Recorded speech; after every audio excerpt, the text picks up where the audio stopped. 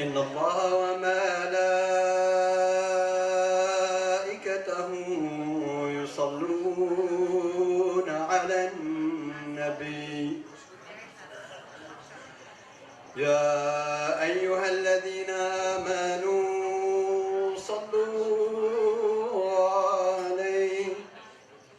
صلوا عليه وسلموا تسليما.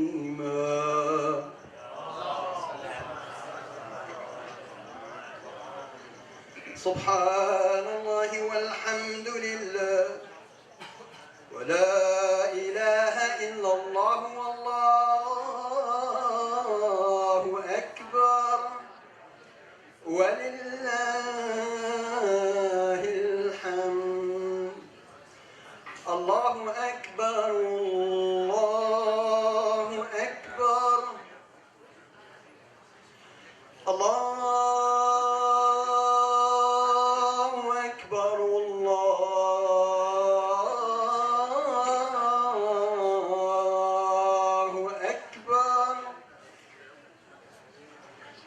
أشهد أن لا إله إلا الله.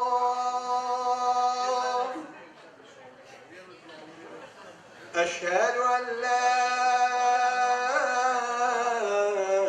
إله إلا الله.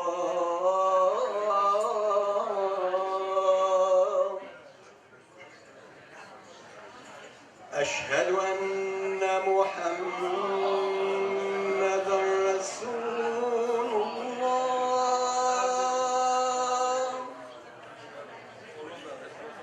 أشهد أن محمدًا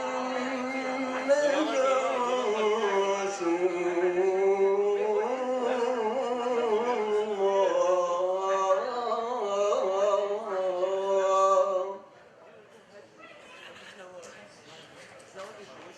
أشهد أن عليا ولي الله.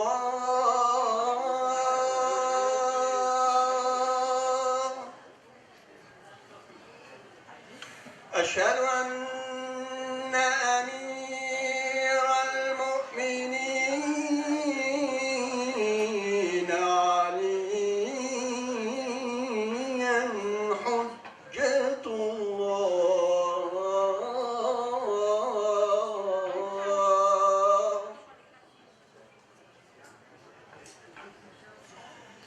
حي على الصلاة.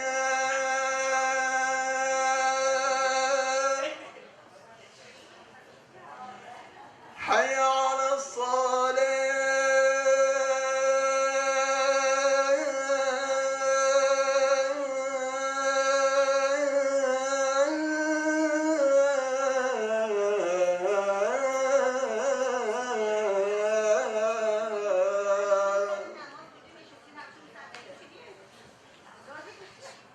حي على الفلاح.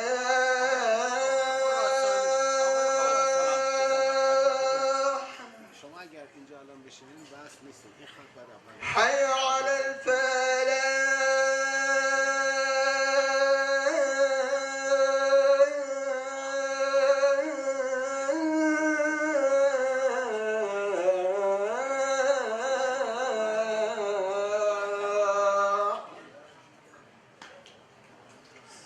حي على خير العمل. حي على خير العمل. الله أكبر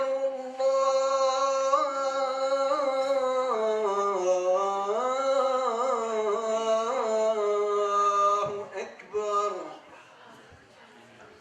لا إله إلا الله. لا إله إلا الله.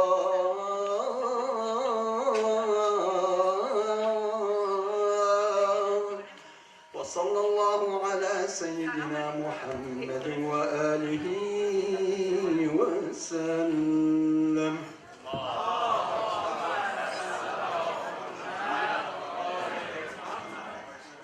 We can fill up the gaps, please, and to the right just a little bit, and for those who want to come, you can join us, please. Yeah, fill up the gaps, please. The front line, please, I appreciate it. And if you can go just a little bit to the right, so those who come a little bit later, they can come.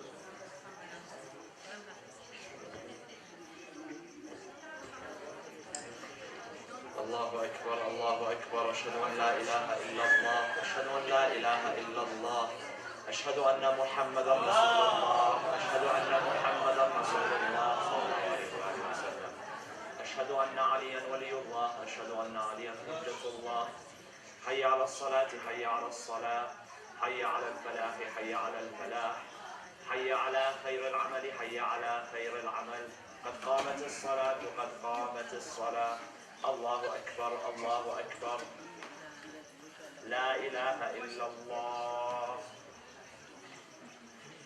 أنا رايح يا محسن قد أتاك المسيء أنت المحسن وأنا المسيء فتجاوز عن قبيح ما تعلم مني يا ذا الجلال والإكرام. الله أكبر.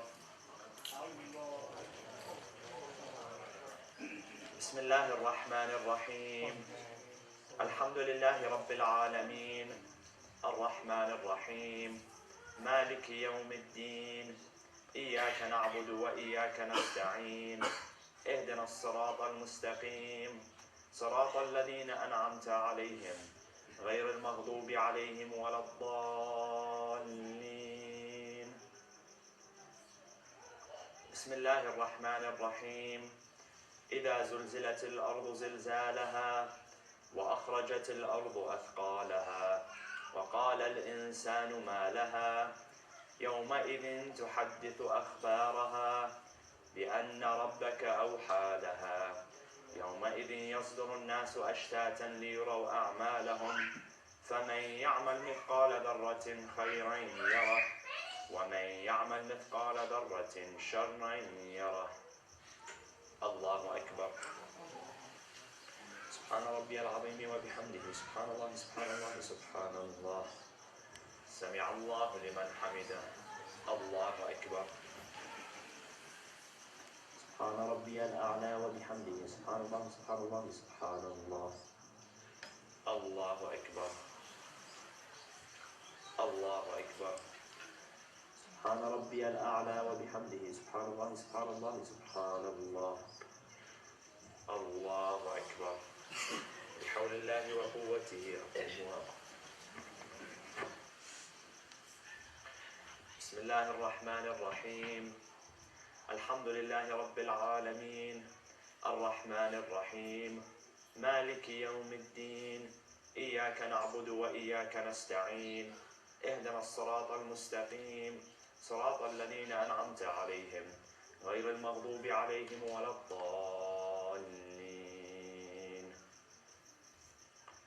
بسم الله الرحمن الرحيم قل هو الله أحد الله الصمد لم يلد ولم يولد ولم يكن له كفوا أحد.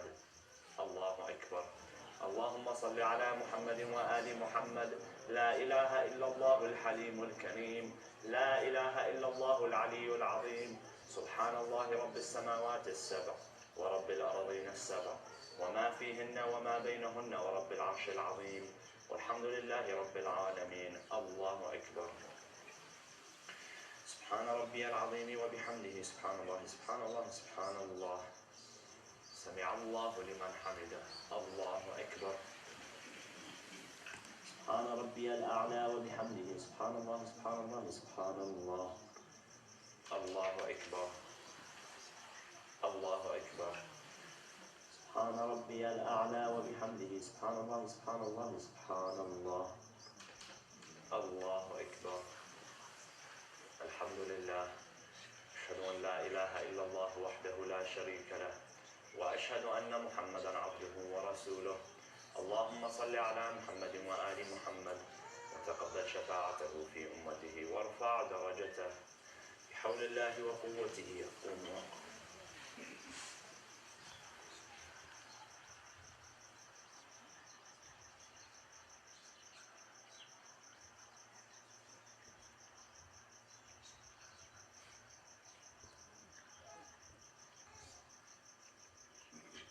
الله أكبر.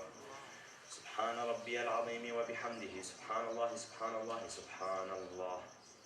سمع الله لمن حمده. الله أكبر. سبحان ربي الأعلى وبحمده سبحان الله سبحان الله سبحان الله. الله أكبر. الله أكبر. سبحان ربي الأعلى وبحمده سبحان الله سبحان الله سبحان الله.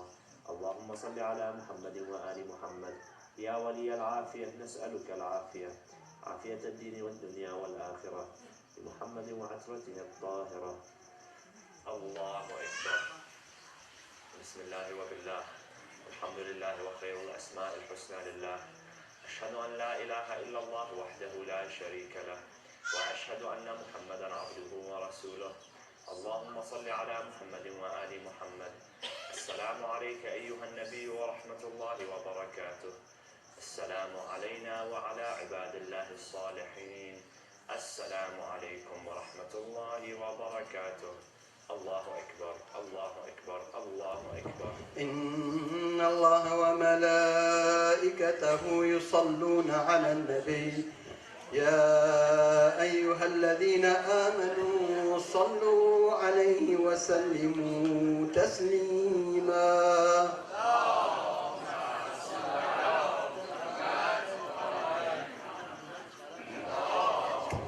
صل على محمد وآل محمد. اللهم صل على محمد وآل محمد. سبحة الزهراء عليه السلام.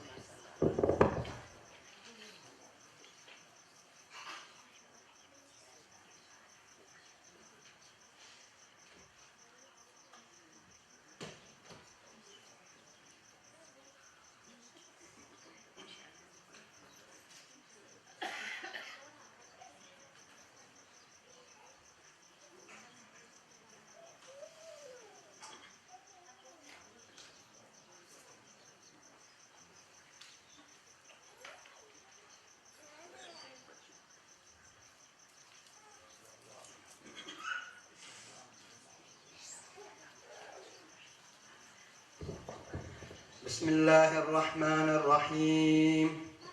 اللهم صل على محمد وآل محمد يا من أرجوه لكل خير ومن سخطه عند كل شر. يا من يعطي الكثير بالقليل. يا من يعطي من سأله. يا من يعطي من لم يسأله ومن لم يعرفه تحننا منه ورحمة. أعطني بمسألتي إياك جميع خير الدنيا وجميع خير الآخرة، واصرف عني بمسألتي إياك جميع شر الدنيا وشر الآخرة، فإنه غير منقوص ما أعطيت. وزدني من فضلك وجودك يا كريم يا ذا الجلال والإكرام يا ذا النعماء والجود يا ذا المن والطول. حرم شيبتي وشيبة والدي على النار بمحمد وآله الأطهار صلواتك عليهم أجمعين. إلى أرواح المؤمنين والمؤمنات نهدي ثواب السورة المباركة الفاتحة مع الصلوات.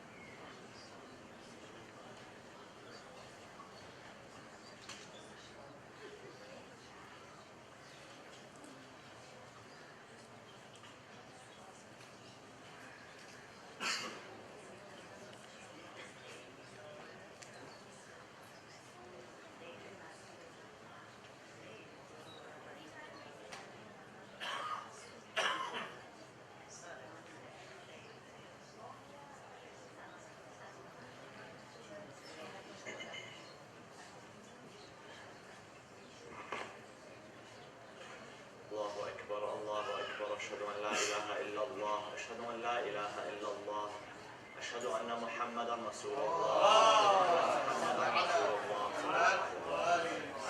أشهد أن عليا ولي الله أشهد أن عليا حجة الله حي على الصلاة حي على الصلاة حي على الفلاح حي على الفلاح حي على خير العمل حي على خير العمل قد قامت الصلاة قد قامت الصلاة الله أكبر الله أكبر لا إله إلا الله. لا محسن قد أتاك تتجاوز عن حقيقة.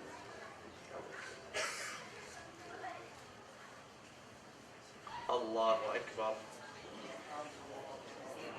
بسم الله الرحمن الرحيم الحمد لله رب العالمين الرحمن الرحيم مالك يوم الدين إياك نعبد وإياك نستعين اهدنا الصراط المستقيم صراط الذين أنعمت عليهم غير المغضوب عليهم ولا الضالين. بسم الله الرحمن الرحيم إنا أنزلناه في ليلة القدر وما أدراك ما ليلة القدر ليلة القدر خير من 1000 شهر تنزل الملائكة والروح فيها بإذن ربهم من كل أمر سلام هي حتى مطلع الفجر. الله أكبر. سبحان ربي العظيم وبحمده سبحان الله سبحان الله سبحان الله سمع الله لمن حمده. الله أكبر. سبحان ربي الأعلى وبحمده سبحان الله سبحان الله سبحان الله. الله أكبر. الله أكبر. سبحان ربي الأعلى وبحمده سبحان الله سبحان الله سبحان الله. الله أكبر. بحول الله وقوته أقوم.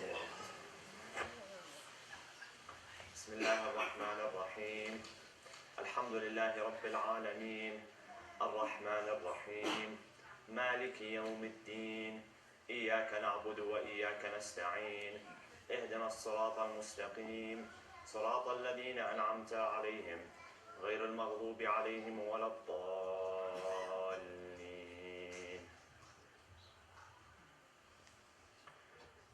بسم الله الرحمن الرحيم. والعصر إن الإنسان لفي خسر إلا الذين آمنوا وعملوا الصالحات وتواصوا بالحق وتواصوا بالصبر. الله أكبر. اللهم صل على محمد وآل محمد. رب اغفر لي ولوالدي وارحمهما كما ربياني صغيرا واجزهما بالإحسان إحسانا وبالسيئات غفرانا. الله أكبر. سبحان ربي العظيم وبحمده سبحان الله سبحان الله سبحان الله. سمع الله لمن حمده. الله أكبر. سبحان ربي الأعلى وبحمده سبحان الله سبحان الله سبحان الله. الله أكبر. الله أكبر. سبحان ربي الأعلى وبحمده سبحان الله سبحان الله سبحان الله. الله أكبر. الحمد لله. أشهد أن لا إله إلا الله وحده لا شريك له وأشهد أن محمدا عبده ورسوله. اللهم صل على محمد وآل محمد وتقبل شفاعته في أمته وارفع درجته بحول الله وقوته. أقوم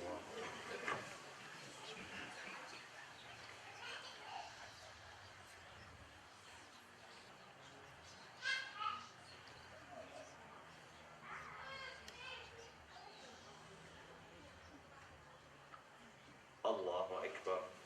سبحان ربي العظيم وبحمده سبحان الله سبحان الله سبحان الله. سمع الله لمن حمده. الله أكبر. سبحان ربي الأعلى وبحمده سبحان الله سبحان الله سبحان الله. الله أكبر. الله أكبر. سبحان ربي الأعلى وبحمده سبحان الله سبحان الله سبحان الله. الله أكبر. بحول الله وقوته. أقوم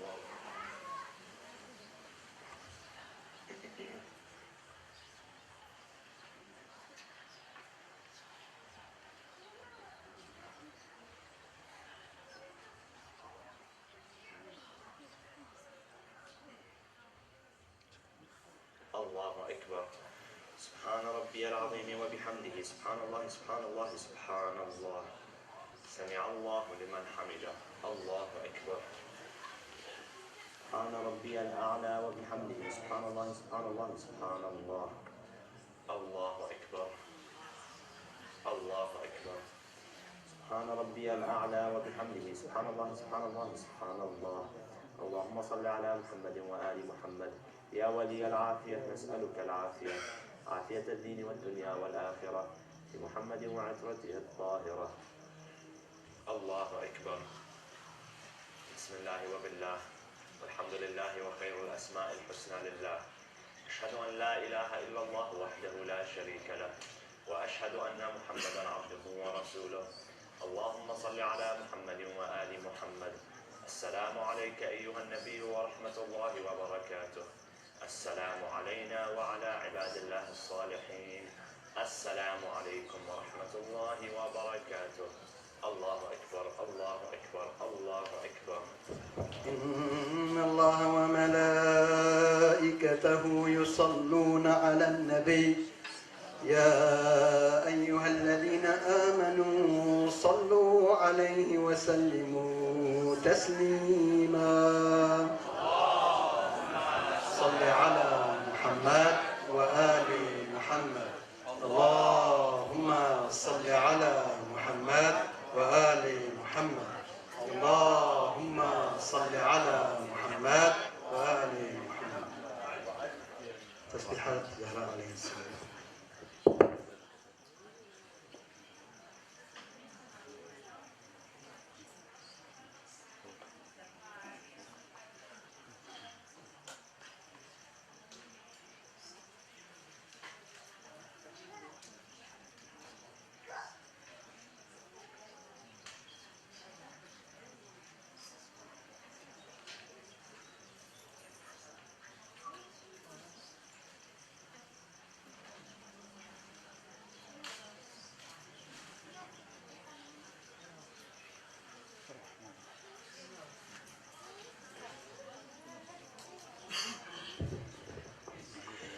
بسم الله الرحمن الرحيم. اللهم صل على محمد وآل محمد يا من نرجو لكل خير وآمن سخطه عند كل شر، يا من يعطي الكثير بالقليل، يا من يعطي من سأله، يا من يعطي من لم يسأله ولم يعرفه تحننا منه ورحمة. أعطني بمسألتي إياك جميع خير الدنيا وجميع خير الآخرة، واصرف عني بمسألتي إياك جميع شر الدنيا وشر الآخرة، فإنه غير منقوص ما أعطيت، وزدني من فضلك وجودك يا كريم يا ذا الجلال والإكرام، يا ذا النعماء والجود، يا ذا المن والطول. حرم شيبتي وشيبة والدي على النار بمحمد وآل الأطهار صلواتك عليهم أجمعين. السلام عليك يا سيدي ومولاي يا أبا عبد الله، وعلى الأرواح التي حلت بفنائك، عليك مني سلام الله أبدا ما بقيت وبقي الليل والنهار، ولا جعله الله آخر العهد مني لزيارتكم. السلام على الحسين وعلى علي بن الحسين وعلى أولاد الحسين وعلى أصحاب الحسين. السلام عليك يا سيدي ومولاي يا أبا الفضل العباس، السلام عليك يا سيدتي ومولاتي يا زينب الكبرى بنت أمير المؤمنين، ورحمة الله وبركاته إلى أرواح المؤمنين والمؤمنات. نهدي ثواب السورة المباركة الفاتحة مع الصلوات.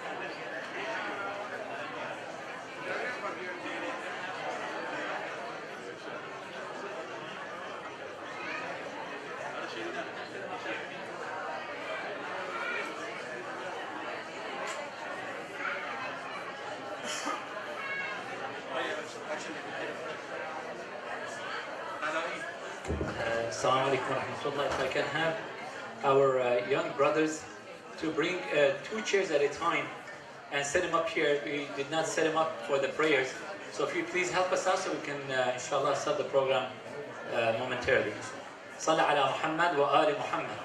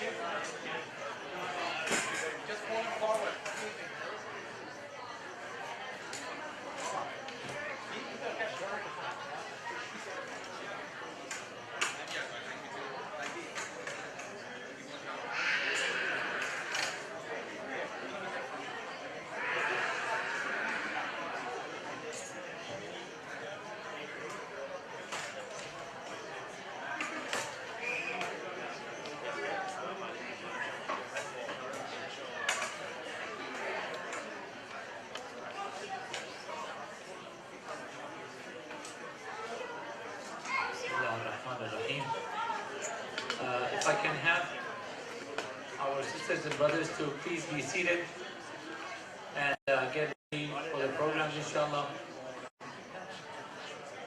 خانمای عزیز، آقایان محترم، اگه تشریف بفرمایید بنشینید. اینجا در ردیف‌های جلو خانمای محترم جا زیاده.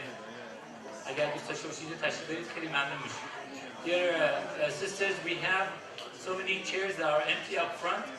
If you would like to, especially the young ladies that I see in the back there, if they can come over here, please, I would really appreciate it.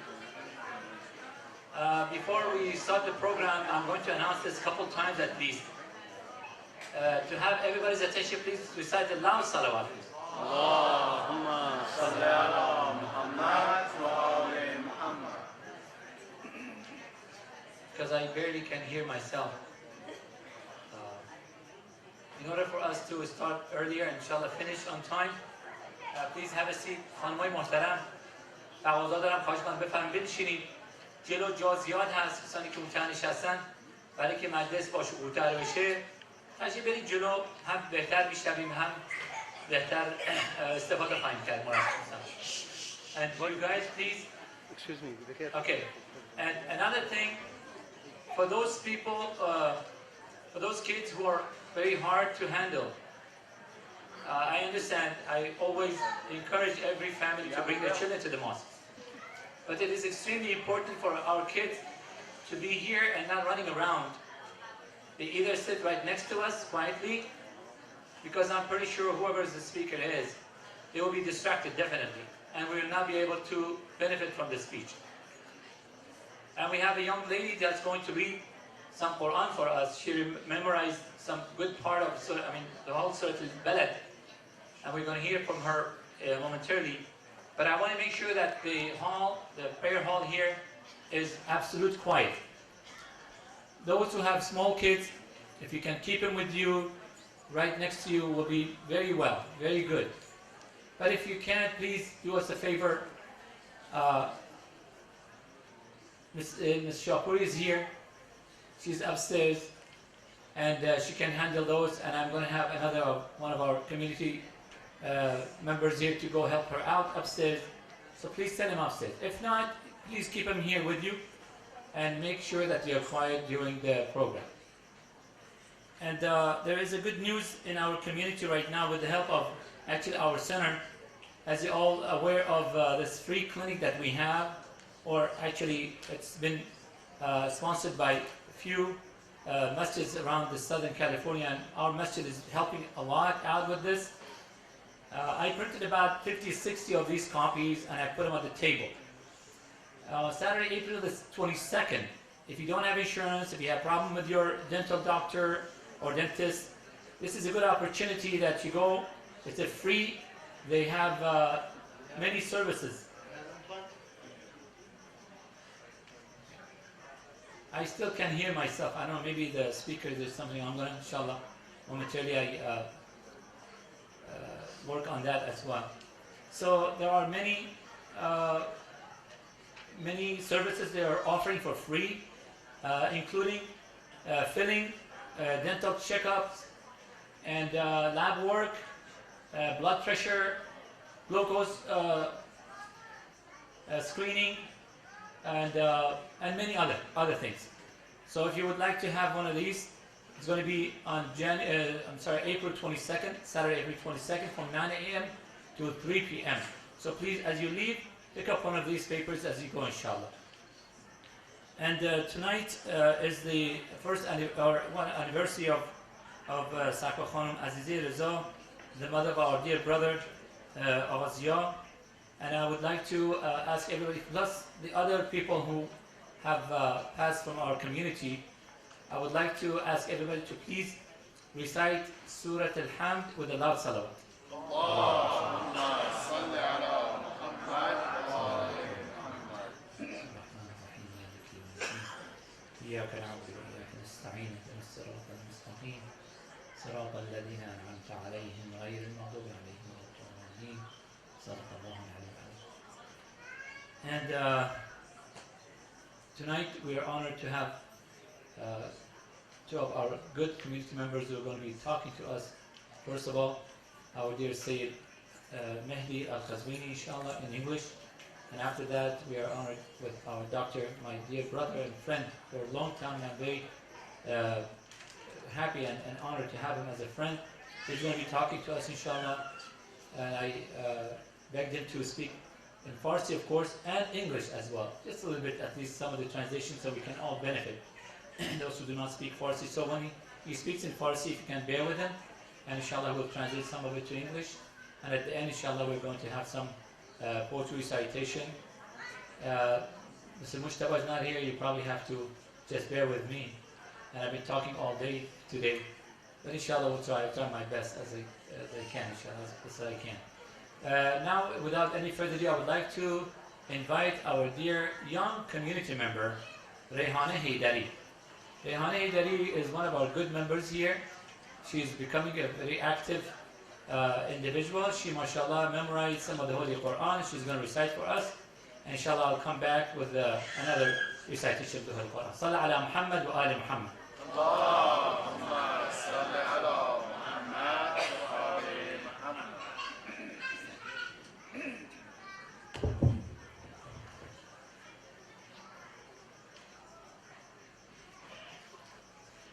أعوذ بالله من الشيطان الرجيم بسم الله الرحمن الرحيم لا أقسم بهذا البلد وأنت حل بهذا البلد ووالد وما ولد لقد خلقنا الإنسان في كبد أيحسب أن لن يقدر عليه أحد يكون أهلكت مالا لبدا أيحسب أن لم يره أحد ولم نجعل له عينين ولسانا وشفتين وهديناه النجدين فلقتحم العقبة وما أدراك ما العقبة فك رقبة أو كطعام في يوم ذي مسربة يتيما ذا مسربة أو مسكينا ذا مسربة ثم كان الذين آمنوا وتواصوا بالصبر وتواصوا بالمرحمة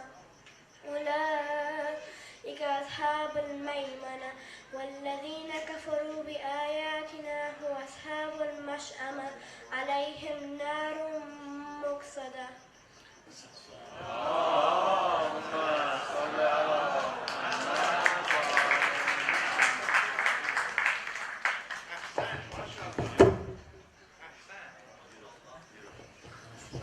Very nice, mashallah, Rehan.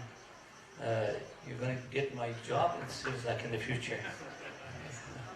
Because I'm losing my voice already. May Allah protect her for her family, inshallah, for raising a child like that. And we really need more of our children to come. We encourage them, as much as we can, to come here and share these moments.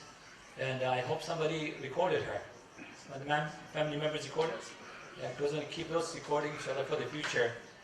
And may Allah protect her for you, inshallah. Salli ala Muhammad wa ali Muhammad. Allahumma salli ala Muhammad wa ali Muhammad. For those of you who would like to follow with us with the recitation of the Holy Quran, I'm going to be reciting Surah Al-Insan, page 580 something. Now, let me find it and I'll tell you. Actually, 578. From ayah 5, I will start from ayah 5 and on, inshallah, as much as I can, with this very bad voice that you have to be patient. Dear sisters in the back, I see a lot of children running around, and it's really disturbing the, people who are here to benefit. I urge you, please. I know you have a lot to tell your friends. If you want to do that, we have a simultaneous broadcasting in that room. You can sit there with your kid and watch the screen. We have a big screen there. You can get into that room and benefit, inshallah, as well. So I urge you, please, I beg you to either keep the children absolutely quiet here. I hear a cry. من به فارسی هم میگم خانمای محترم، خانمان عزیز، خواهش میکنم ازتون تمنا میکنم فرزندان گلتون رو یا بالا ببرید. من الان تا بعد از اینکه قرآن رو خوندم تمام شد میرم بالا ببینم عزیزان اونجا هستن که دو تا از خواهرام کمک میگیریم که بچه‌ها نگهداری کنن و اگر دوست دارید با دوستانتون صحبت کنید هیچ مشکلی نیست. اما در اون اتاق بغلی که ما الان حدود $800 ما خرج کردیم که اون سیستم را بندازیم. $800 ما این پولشو دادیم که کسانی که میخوان با عزیزانشون صحبت کنن در این حال هم به برنامه گوش بدن اونجا گذاشتیم براشون تلویزیون تو اون اتاق، صندلی هم هست، میز هم هست، راحت باشن اونجا ان شاءالله تشریف داشته باشن و استفاده کاملی ببرن که دیگران ان شاءالله بتونن استفاده ببرن. من میدونم عزیزانی هستن از راههای دور میان. I know there are a lot of people who come from very far places and they come here to benefit. Inshallah, let's help them out. So for your and as I speak, I see some of our sisters in the back, and I'm a teacher. The smallest movement I see, I detect it right away. And as I speak, they're talking. For their health, please recite a loud salawat.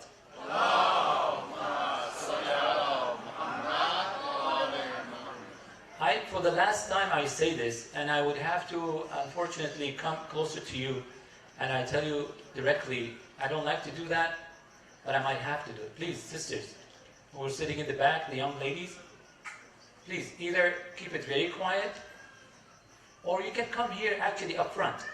Trust me, you will benefit from it. Yeah, please come forward. Thank you. أعوذ بالله من الشيطان الرجيم. بسم الله الرحمن الرحيم.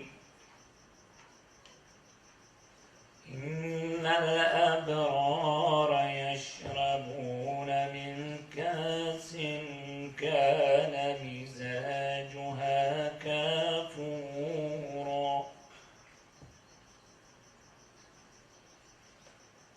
عينا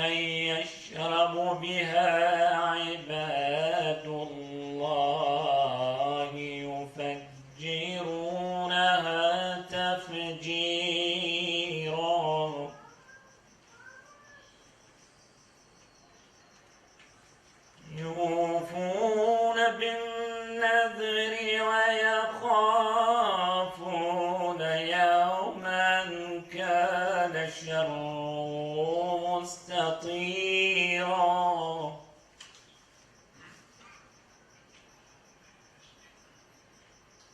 ويطعمون الطعام على حبه مسكينا ويتيما وأسيرا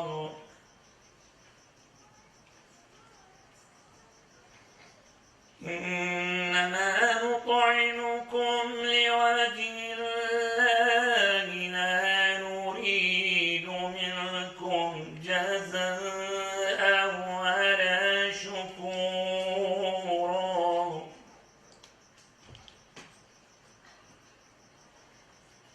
إنا نخاف من ربنا يوما عبوسا قمطريرا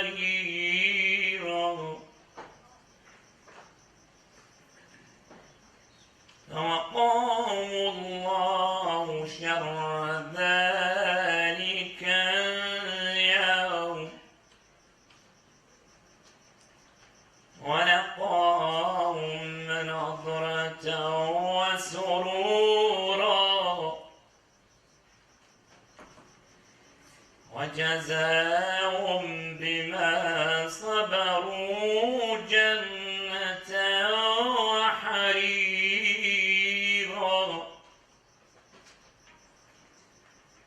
متكئين فيها على الأرائك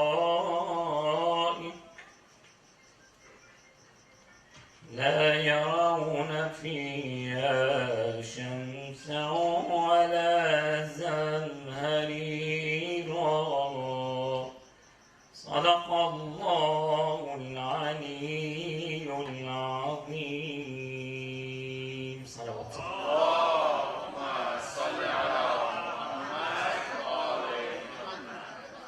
So please, Assalamu alaikum jami'an inshallah. Well, first of all, I would like to congratulate everybody for this very happy and auspicious event, an occasion of in the history of mankind where Allah subhanahu wa ta'ala gifted the whole human beings of the last generation. He gifted them with a personality, second personality of the whole human being, which is our first Imam, Amir al-Mu'mineen, wa Sayyid al-Wasiyyin, Ali ibn Abi Talib, salawatullahi wa salamuhu alayhi.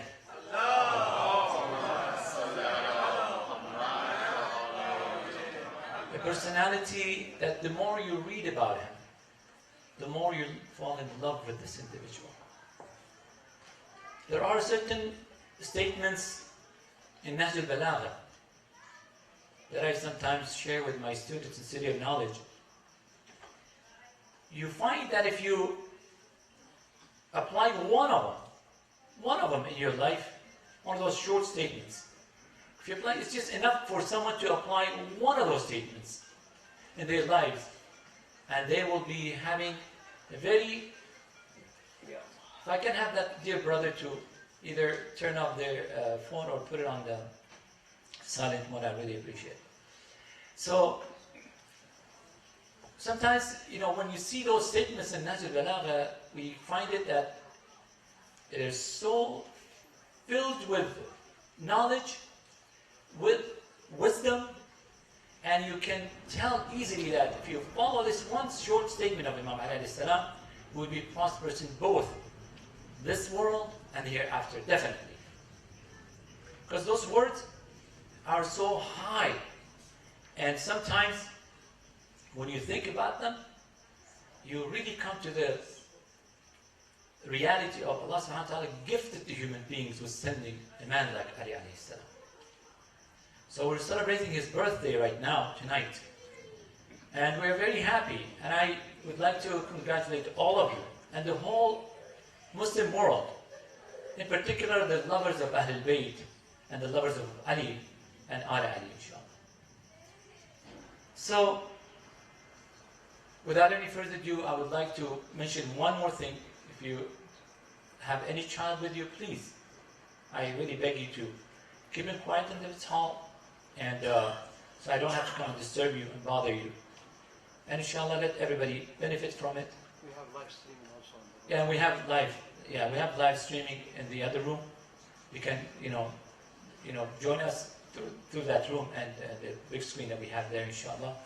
Okay, I am sorry I took too much of your time. Now, without any further ado, I would like to invite our dear brother Sayyid Meher al-Qazwini to the podium for his speech. Sallallahu ala Muhammad wa ali Muhammad. Allahumma salli ala Muhammad wa ali Muhammad.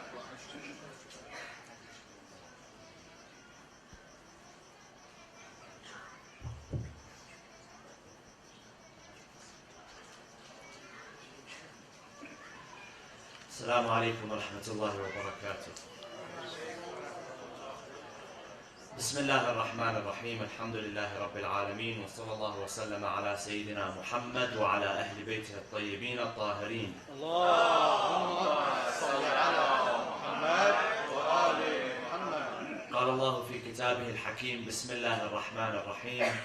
من المؤمنين رجال صدقوا ما عاهدوا الله عليه، فمنهم من قضى نحبه ومنهم من ينتظر وما بدلوا تبديلا. صدق الله العلي العظيم. وصلوا على محمد وآل محمد. اللهم صل على محمد وآل محمد.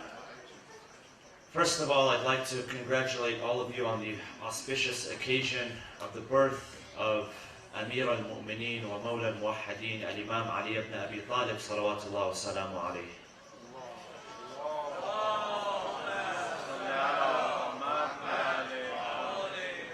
And this is indeed an auspicious occasion because Amir al-Mu'mineen, like our dear brother Hajj Samir mentioned, is a unique personality, a special personality. Somebody who, the more you learn about, the more you are left in awe.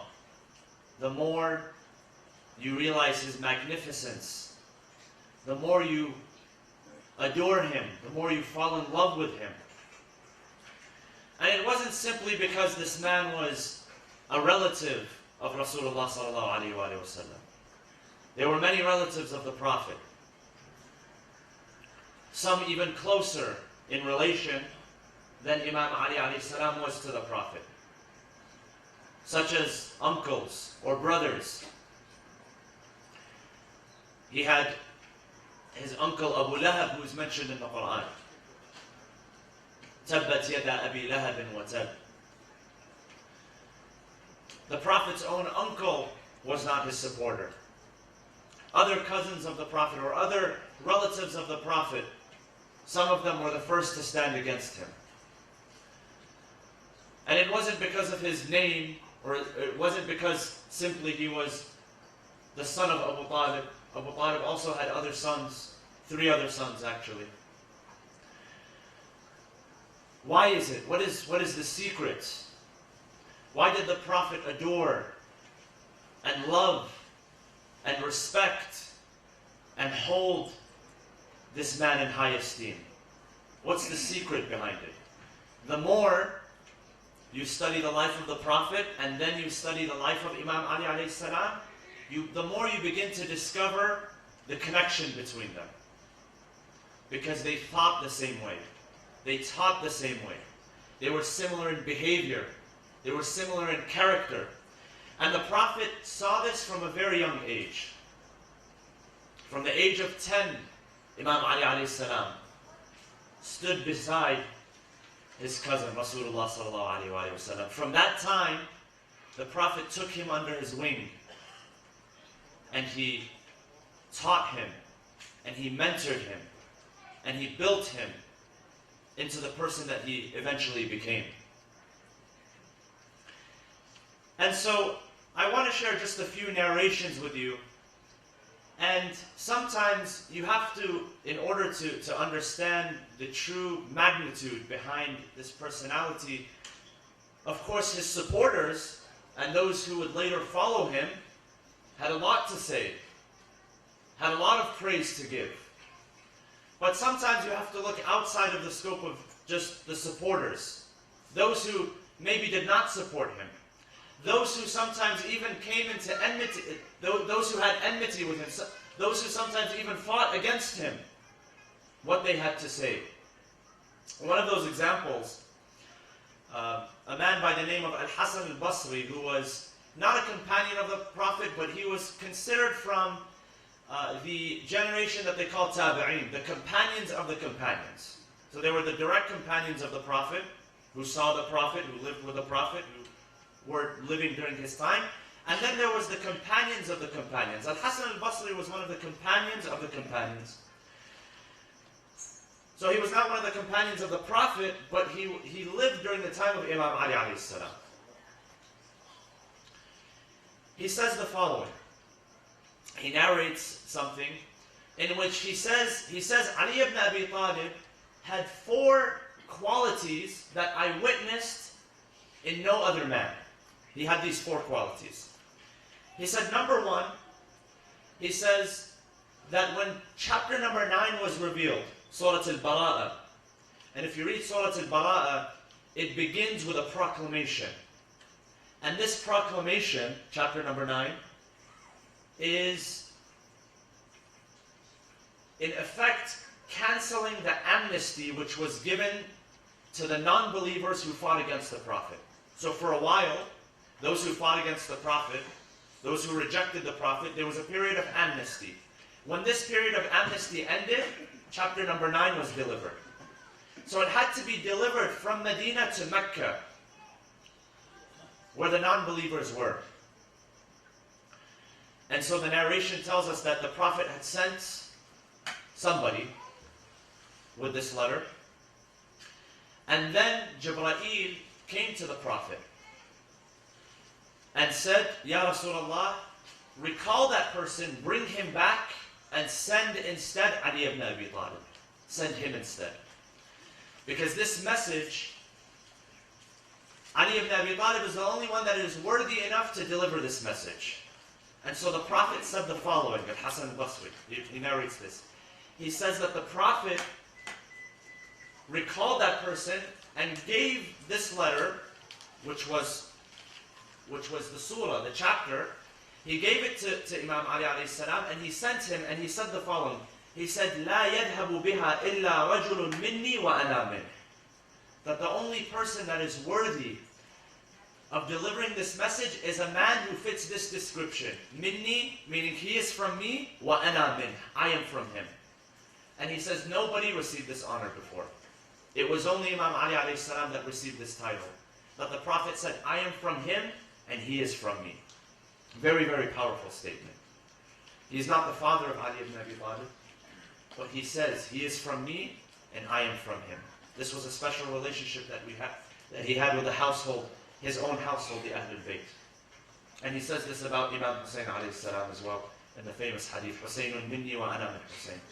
I am from him and he is from me. That's number 1. Number 2, he says that nobody received, there was nobody of the companions or anybody whom the Prophet said the following, he is to me like Harun was to Musa. The Prophet, during the Battle of Tabuk, in which Imam Ali alayhi salam stayed behind as his representative, because the Battle of Tabuk the expedition lasted nearly 4 months. And the Prophet took most of his companions with him. He left behind Imam Ali alayhi salam as a representative in Medina. And so some people began to, whatever chance they had, they would try to, they would try to throw insults in the way of Imam Ali alayhi salam. Some people were like that. And so they said, look, we are on this expedition and the Prophet has left Ali behind to look after the women and the children. And so this news reached the Prophet, that these people were saying this. So the Prophet said to Imam Ali alayhi salam, or said about him, he said, Anta minni, you are to me, like Harun was to Musa. Harun was what to Musa? He was his brother. He was his representative. And when the Prophet Musa had an important mission, which was to receive the revelation from God, he took some people with him, and he left behind Harun, his brother, his wazir. He said, "You to me are like Harun to Musa, except that there is no prophet after me." And Al-Hasan al-Basri says that if there was anything else, the Prophet would have mentioned it. Meaning that that's the only exception. The only exception is that he is a replicate of him. The only thing that is left out is prophethood. Which means what? He says that, Al-Hasan al-Basri interprets this. He says, if there was anything else, the Prophet would have said it. But that's the only exception, prophethood. That's the only thing that splits between them. Meaning that in everything else, they are equal. In everything else, they are similar. In their knowledge, in their character, in their status. That's number 2. Number 3, he mentions Hadith al-Thaqalayn. And we know Hadith al-Thaqalayn, when the Prophet said that I leave behind 2 heavy things. Kitab Allah wa itrati. The book of Allah and my family. And he says this was revealed in the favor of Ali ibn Abi Talib and his family. And so sometimes you hear the version, Kitab Allah wa sunnati. The book of Allah and my sunnah. If you do your research, your proper research, you'll find that the original version of what the Prophet said was Kitab Allah wa itrati. I leave behind the book of Allah and my family. And this is something that the Prophet repeated a number of times. One, when he went to Ta'if after the conquest of Mecca, during the Battle of Hunayn. Another time in Arafat, when the Prophet was in Arafat with his companions during the final pilgrimage. Another time in Mina, again during the final pilgrimage, because those were the last few years of the Prophet's life. And like any leader, in any organization you go today, there's a leader. The leader knows that he's finite, he's mortal. So what does the leader leave behind? If he leaves behind an organization, if he leaves behind a group, what does he leave behind?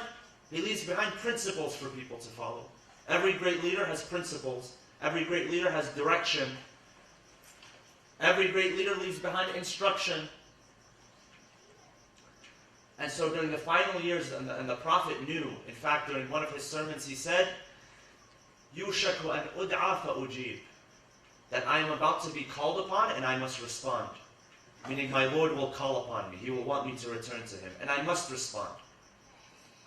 And in another narration, he tells his people that the Quran, since the revelation began, the Quran used to be revealed to me in its entirety once a year. He says, this year it was revealed to me twice. And the Prophet took that as a sign that his final years were approaching. That's number 3.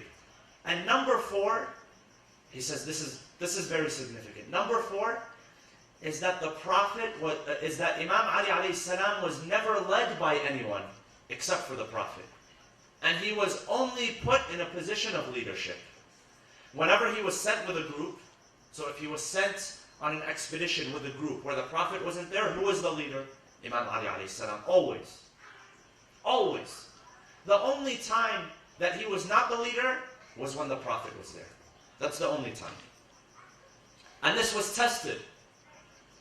There was a time when Imam Ali alayhi salam, he could not perform because of illness during the battle of Khaybar,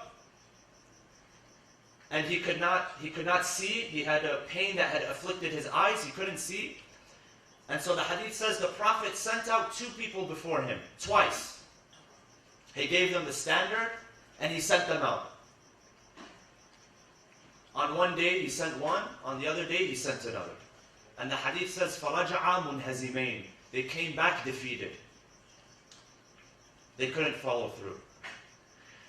And so at that moment, Jibreel descends to the Prophet, and he says, call upon Ali ibn Abi Talib. This is his job to take care of. And so the Prophet says, لَأُعْطِيَنَّ الرَّايَةَ رَجُلًا يُحِبُّ اللَّهَ وَرَسُولَهُ وَيُحِبُّهُ اللَّهُ وَرَسُولُهُ كَرَّارًا غَيْرَ فَرَّارٍ. I will give the standard to a man that loves Allah and loves the Prophet of Allah. And Allah loves him and the Prophet of Allah also loves him. Karrar is someone who is repetitive, resilient. The more you hit him, the harder he comes back at you. The more you push him down, the harder he comes back at you. He never quits. He's not a quitter. He doesn't fail. كَرَّارًا غَيْرَ فَرَّارٍ. He doesn't run away either. He doesn't back down. So the Prophet had tested, and this isn't physical strength. People think that this has nothing to do with physical strength. In fact, read the descriptions of Imam Ali alayhi salam. His physical description was very normal. He was a man of normal height, of normal weight. There was nothing too magnificent about him. Where was his strength from? His strength was from his character. He had very strong character. When you have very strong character, you can lift mountains. You know, somebody was saying that we live in an age where people are very big in body, but very small in spirit.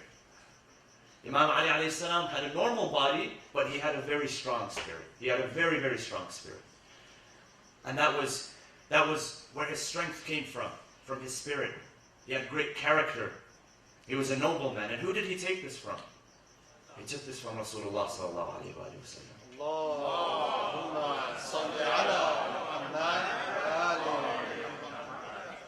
So those are 4 characteristics. 1 is Surah Al-Bara'ah, delivering that. Number 2 is the hadith, أنت مني بمنزلة هارون من موسى.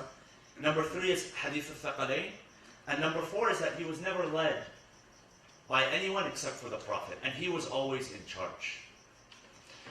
And Imam Ali alayhi salam, what is so magnificent about him is that he understood his role as a student to the Prophet.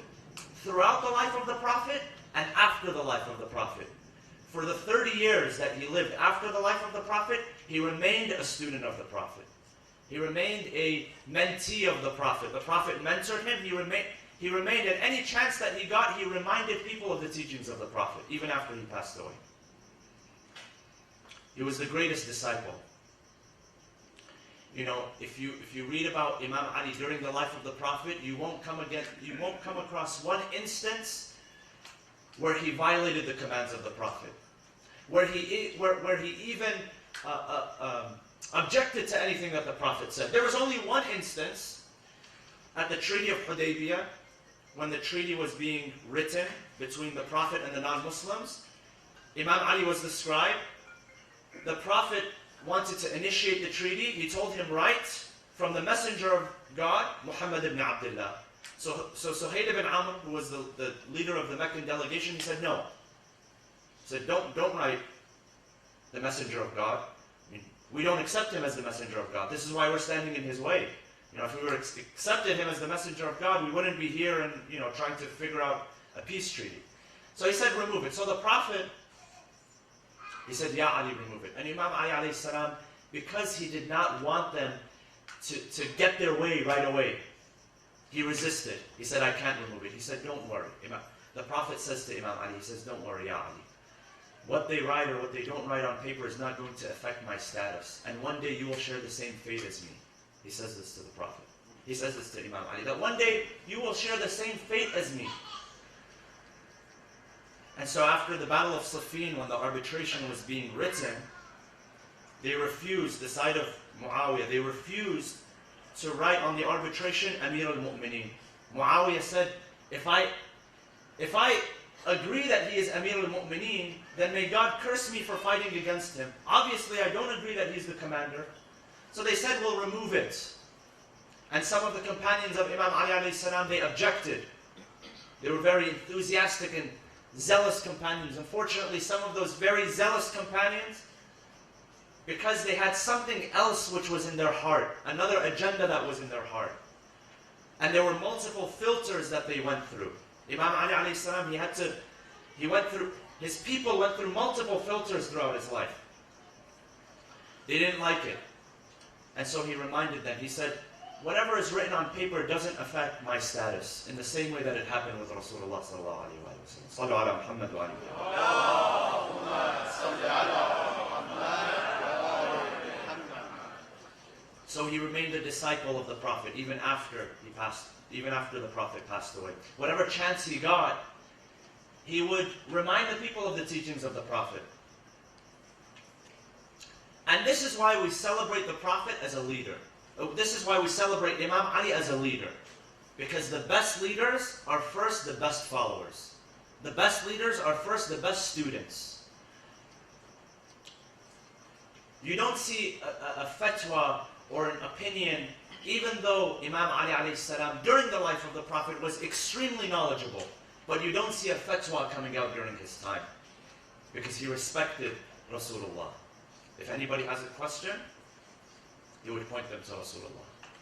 This is how he honored his teacher. This is how he honored the person that invested into him. You know, there's a number of examples where even after the life of the Prophet, Imam Ali alayhi salam would refer to the Prophet, that whatever he received from teaching was from the Prophet. One day, and this is a narration mentioned in Al-Kafi, Al-Imam Sadiq alayhi salam says the following. He says that one day, a rabbi came to Imam Ali alayhi salam. And from the language of the narration, it doesn't say when exactly that happened, but from the language we know that it happened after Rasulullah. Why? Because the rabbi addresses Imam by Amir al-Mu'mineen, which was his formal title when he was the Khalifa, commander of the faithful. He says to him the following. He says, Ya Amir al-Mu'mineen, Mata kana rabbuk? When was your Lord? Meaning, when did your Lord come into existence? He asks him this deep question. When did your Lord come to existence? He wants a response from him. So Imam Ali alayhi salam replies to him. He says, Waylak, wa mata lam yakun. He says, the question isn't when did my Lord come to creation. The question is when was he never non-existent? Meaning that it's obvious that he was always existent. You should be asking the opposite question. And then he gives him a deep philosophical answer after that.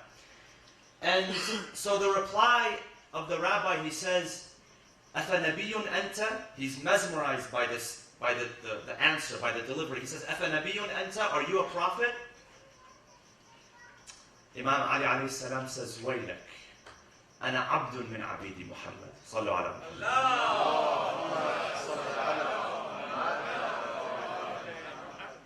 He says, I am a slave, one of the slaves of Rasulullah. One day Imam Ali alayhi salam is traveling and he finds on the road a companion, a friend. He makes a friend on the way. And this friend was non-Muslim. This companion, this travel companion was non-Muslim. They reach a fork in the road where they have to part ways. Notice the etiquette of Imam Ali alayhi salam. They are about to part ways. And so Imam Ali alayhi salam begins to walk in the direction of this man. So the man turns around and he says, your direction is that way. Why are you following me this way? So Imam Ali alayhi salam says, Allamana Rasulullah. Rasulullah taught us that if you part ways with somebody, walk 50 steps in their direction. Why? So that they don't feel that they are alone. So that they feel accommodated. So that they feel honored. So in his etiquette, in his appearance, in his replies to people, all of that showed for 30 years after Rasulullah that he was the greatest student. This is why we honor him. We honor Imam Ali alayhi salam when we celebrate his birth because he was a perfect reflection of Rasulullah sallallahu alayhi wa sallam. He was a great student. He was a great mentee. He honored Rasulullah in every way. You know, they say that no matter how big you get, the best leaders, they start off as the best followers. Everybody has to start from somewhere. I was watching a documentary one time about the presidential plane, Air Force One. And they were showing, the maintenance that it requires and all of this. And they were showing how they bring people on board. And of course, there's an entire crew that goes out and has to, for maintenance and for bringing in food and all of that stuff. There's an entire crew. And so when they recruit people, sometimes they recruit people from the military, from the Air Force. and sometimes they're a high rank, a captain, a colonel or something, but regardless of where they come from, when they come to serve, the first job that they start off with is that they have to clean the plane, and the plane is cleaned by hand. So it shows them they're on a lift and they're waxing the plane. And they have to do that for 1 or 2 years to prove themselves before they can get another job. They have to start at the lowest. And there's a philosophy behind that. That when you start at the lowest and build yourself up. That's exactly the case with Imam Ali alayhi salam.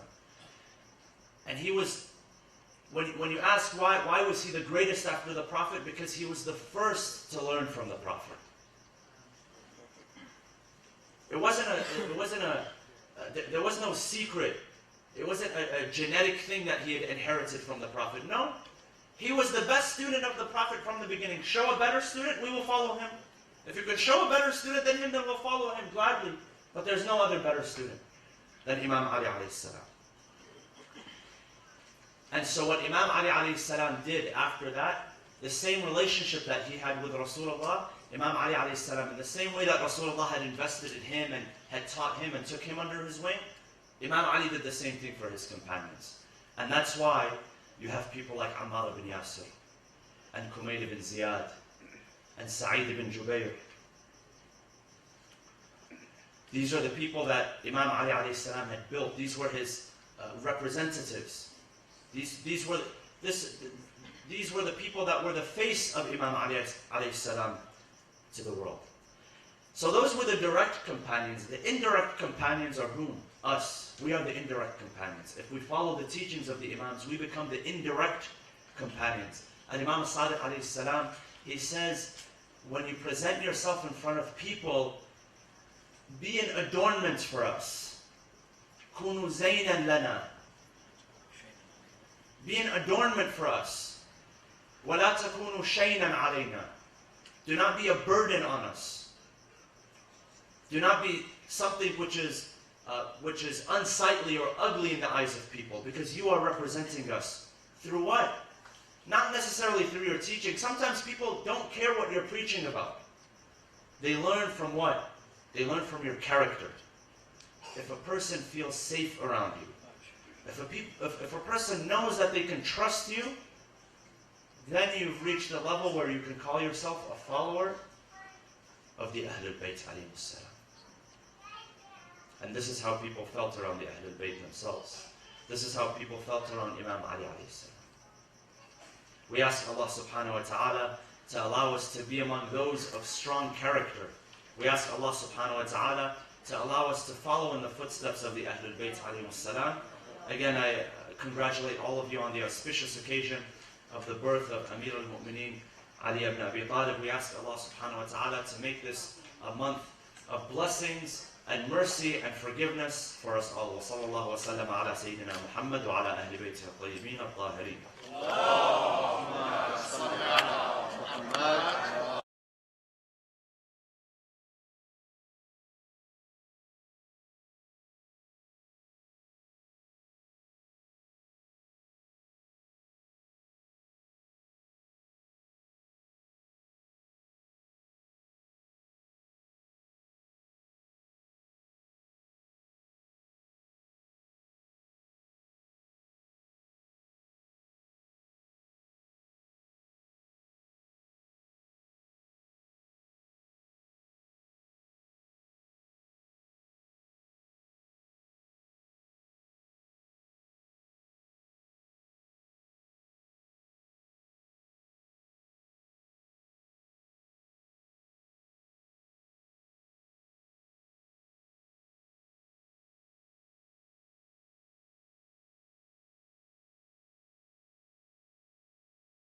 Distractions and so forth. There's a lot of services that you can get for free, inshallah. But they just advise you to be there for like an hour and a half earlier, maybe 2, so you can sit there, take your time, and take your turn until inshallah it becomes your turn and you receive those nice services. As I said, our center here, some of our community members here, they're helping out with this cause. So please feel free to join them, inshallah. And as I said earlier, we're going to have some poetry at the end. do it in 2 languages, inshallah. This is the first time I do it since Mushtaba is not here. And inshallah, I will hope that you enjoy it in Arabic and Farsi. Now we are honored to have our Honorable Dr. Taqi here. He's going to be talking to us, inshallah, in Farsi and in English. And I would like to ask my really dear sisters in the back. I mentioned earlier, if you have to talk to your friends, there is room over there, and you can hear the speech. خانمای محترم،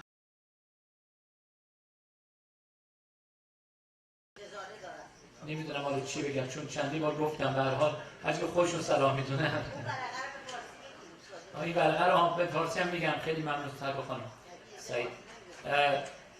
روز 22 اپریل یک کلینیکی هست با این تاریخ که عرض کردم خدمتتون و تعداد زیادی از اینها رو من کپی کردم گذاشتم اونجا. اینها سرویس های خیلی خوب و مجانی دارن برای عزیزان انجام میدن. مرکز ما هم مقداری با این کار خوب و این کار نیک یه مقداری سهم داشته. خواهش میکنم یکی از این کاغذها رو ببرید با خودتون. ان شاء الله روز 22 سرویس های خیلی خوب و مجانی هستش که اگر شما احیانا دکتر خوبی نداشته باشید و یا اینشورنس نداشته باشید، این میتونه انشاءالله نفع داشته باشه برای عزیزان. I don't want to repeat this again, and if you help me out to invite our Honorable Dr. Taqi to the podium with the loud salawat.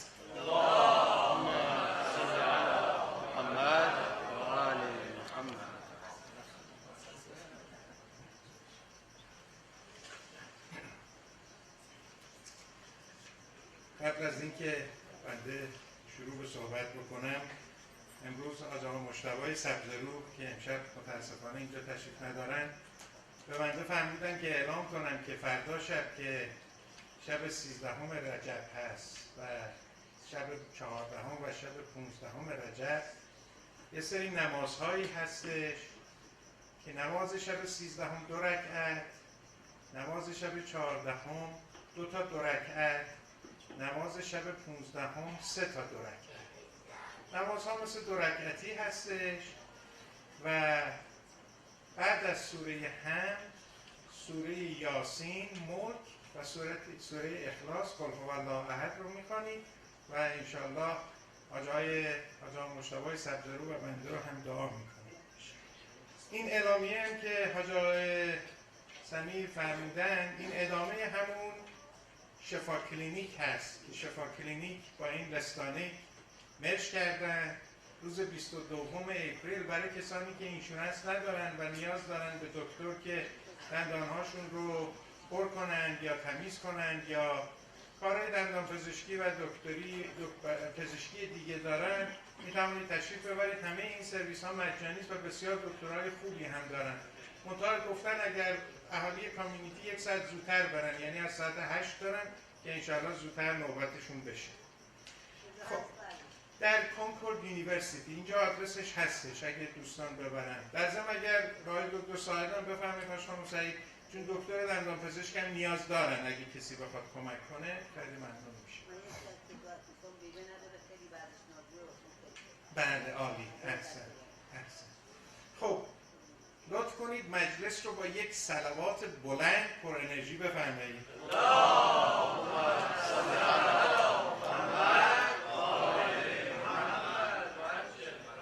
بسم الله الرحمن الرحیم. الحمد لله رب العالمین بارئ الخلائق اجمعین.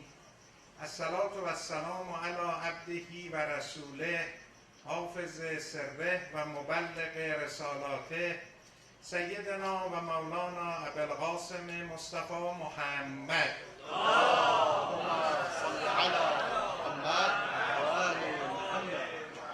و علی اهل بیته الطیبین الطاهرین المعصومین. اعوذ بالله من الشیطان الرجیم.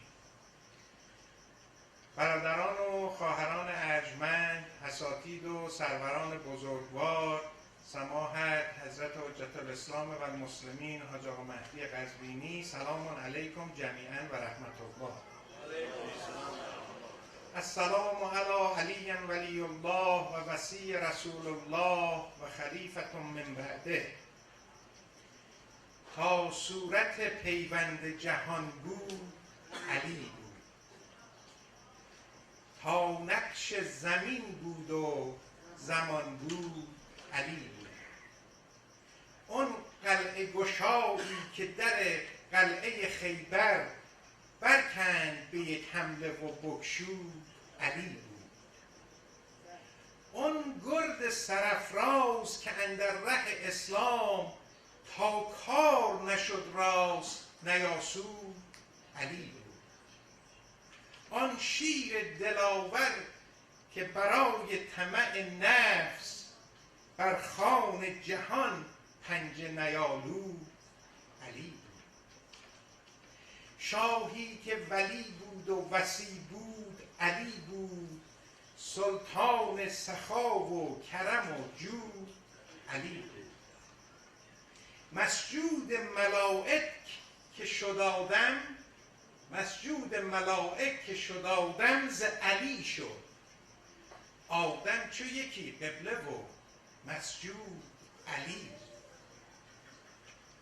آن عارف سجاد که خاک درش از قدر بر کنگره عرش بیفزود علی بود.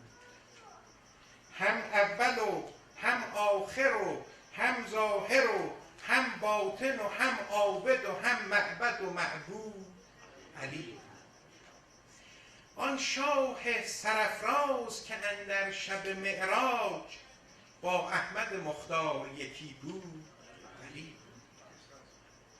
آن کاشف قرآن که خدا در همه قرآن کردش صفت عصمت و بستود علی بود. چندان که در آفاق نظر کردم و دیدم، از روی زمین در همه موجود علی بود. این کفر نباشد سخن کفر نه این است، تا هست علی هست و تا هست علی باشد و تا بود علی بود. سر دو جهان جمله ز پیدا و ز پنهان شمس الحق تبریز که بنمود علی بود. صلواتی محبت بفرمایید.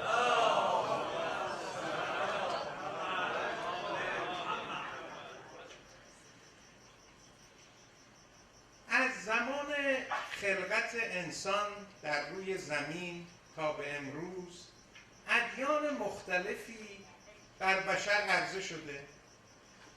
بعضی از این ادیان ساخته دست بشر بوده، بعضی از این ادیان الهی بوده که خداوند توسط پیغمبرش یا پیغمبرانش برای بشر پیغامی فرستاده و دینی رو ارسال کرده. وقتی که انسان این دینها و ایدئولوژی هایی که در طول تاریخ بر بشر عرضه شده دسته‌بندی میکنه، میبینه به 3 دسته اینها رو میشه تقسیم کرد. یکی دینهایی که افرادی آمدن یک سری ایدئولوژی رو به عنوان دین عرضه کردن، یک سری طرفدار رو به اصطلاح خودمون هوادار هم پیدا کردن و بعد از اینکه این افرادی که این ایدئولوژی و دین رو آورده بودن از این دنیا رفتن، دینشون و ایدئولوژیشون هم از بین رفت. این یه دسته. دسته دوم کسانی بودند که یک سری ایدئولوژی و یک دینی رو عرضه کردند و بعد از این هم که خودشون از این دنیا رفتن، این ایدئولوژیشون ادامه پیدا کرد. که اینها مثال هم براش فراوانه برای هر دو قسمت. دسته سومی هم وجود داشت یا داره که دینهایی بر بشر عرضه شد، این دینها در زمان خودش هوادار پیدا کرد. بعد از این که کسانی که این دین رو بر بشر عرضه کرده بودن از دنیا رفتن، این دین ادامه پیدا کرد، هوادارانشون ادامه پیدا کردن و یک بعد دیگری هم اینها دارن بر خلاف اون دسته دوم و اون این است که این دینها در عمق وجود انسانها نفوذ کرد. پس ما 3 دسته ایدئولوژی در طول دوران بشریت می‌بینیم. We have 3 types of religions. Of course, according to Allah subhanahu wa ta'ala, we only have one religion, and that's submission to Allah. But for the sake of argument, we have 3 types of religions. One is one, if you call them one group, is those ideologies that they came by a messenger, by someone, and presented to the human being, and after that person is gone, that ideology was vanished. The second type are those who stayed after the messenger or after the person who brought them to this world.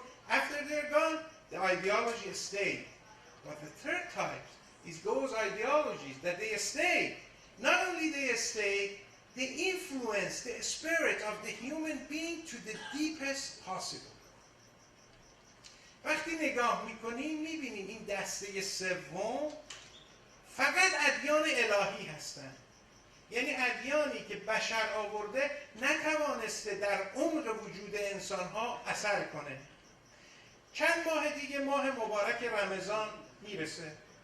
شما میبینید در گرمای شدید تابستان که امسال ماه رمضان در اون اوج گرمای تابستان خواهد بود، افراد بدون اینکه هیچ فشار دولتی، پاسبانی، پلیسی بالای سرشون باشه 17 ساعت روزه میگیرن با خوشحالی و به کارشون هم ادامه میدن.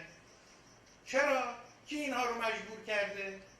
این اثر اون پیغامی است که خداوند فرستاده و در عمق وجود انسانها نفوذ کرده که انسانها بدون اینکه فشار خارجی روشون باشه خودشون قلباً دنبال اون پیغام الهی رو میگیرن. حالا افراد هم همینجور که میشه دین‌هایی که بعضیا ساختگی هستن بعضیا خدایی هستن دسته‌بندی کنیم، افراد هم 3 نوع هستن در طول زندگیشون.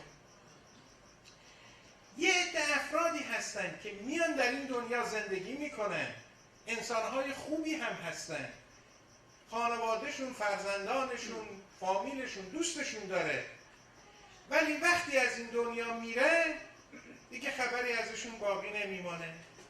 زحمت زیادی هم میکشن برای بچه هاشون، برای خانوادهشون، ولی وقتی از این دنیا میره نهایتا میگن خدا رحمت کنه پدر ما رو، مثلا این قصری که من توش زندگی میکنم اینو پدرم گذاشت. بعد به بچه هاشم میگه این پدر بزرگتون بود. بچه ها میخندن میگن ابروهای پدر بزرگمون چرا این شکلی بوده. نهایتا این تنها چیزیست که یادگار میمانه. یه عده هستن افرادی که میان در این دنیا زندگی میکنن، مردم دوستشون دارن، بعدم که از دنیا میرن این اثراتشون باقی میمانه. هنوز حتی کسانی که اینها رو ندیدن اینها رو دوست دارن. وقتی که صحبت میکنن راجع به این افراد میگن بله این شخصی با این اسم و با این نشانی در این دنیا بود، این کارها رو کرد. میبینی اون طرف این شخص رو هم دوست داره با وجود اینکه این رو ندیده. این دسته دوم. دسته سوم افرادی هستند که میان در این دنیا زندگی میکنن، در زمان خودشون هوادار دارن، دوست دارن، بعد از خودشون هم افراد اونها رو دوست دارن و در عمق وجود افراد اینها اثر میذارن. یعنی الان که ما اینجا جمع هستیم که به اصطلاح تولد مولای متقیان امیرالمؤمنین علیه السلام رو جشن بگیریم که در ضمن دوستان میدانید که تولد حضرت امام محمد تقی جوادالائمه هم دیروز بود که هر دوی این تولدهای مبارک رو بنده خدمت شما دوستان تبریک عرض میکنم و خدمت ولی عصر امام زمان عجل الله تعالی فرجه الشریف.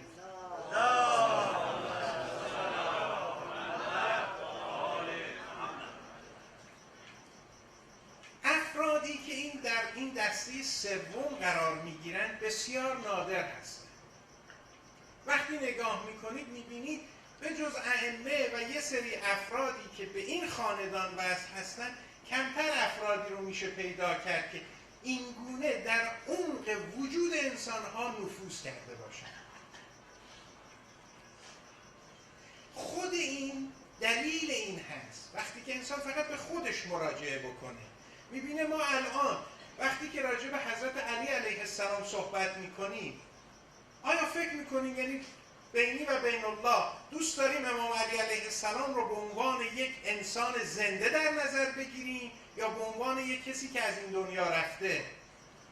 مثلا پدر بزرگمون، پدرانمون رو، اینها رو وقتی صحبتشون رو میکنیم میدانیم اینها خدای رحمت کنه، مثلا حاج آقای سعید رو، ولی وقتی راجع به حضرت علی علیه السلام صحبت میکنیم انگار این حضرت زنده است، یعنی نمیخوایم باور کنیم.